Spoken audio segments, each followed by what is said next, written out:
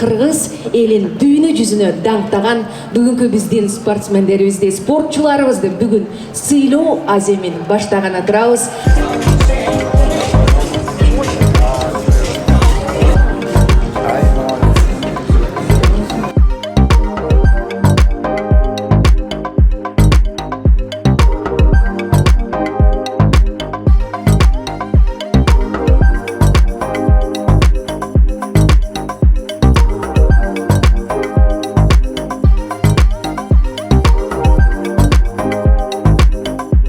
Что спорт является основным направлением, которым нужно поддерживать.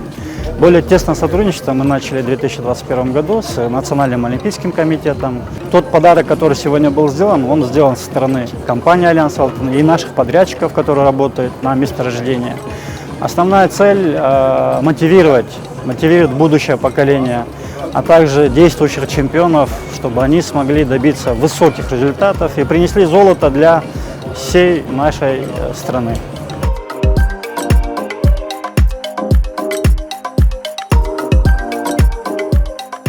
Чогуу иштешип атканыбызга бир жылдай болуп калды.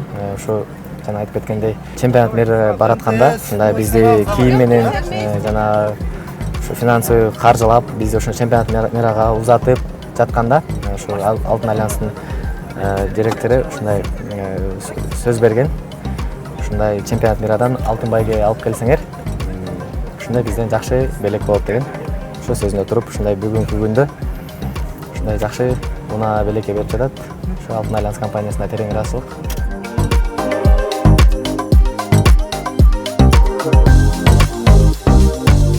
Бүгүнкү иш-чара жөнүндө айта кетсем, биз үчүн абдан жакшы күн болуп турат. Альянс Алтын компаниясы бизге демирчи болуп жатканына ошо бир жылдын жүзү болоюн деп калды. Эмоциялар абдан жакшы. Ошо өзүңүздөр билгендей Олимпиада оюндарына өтө аз убакыт калды.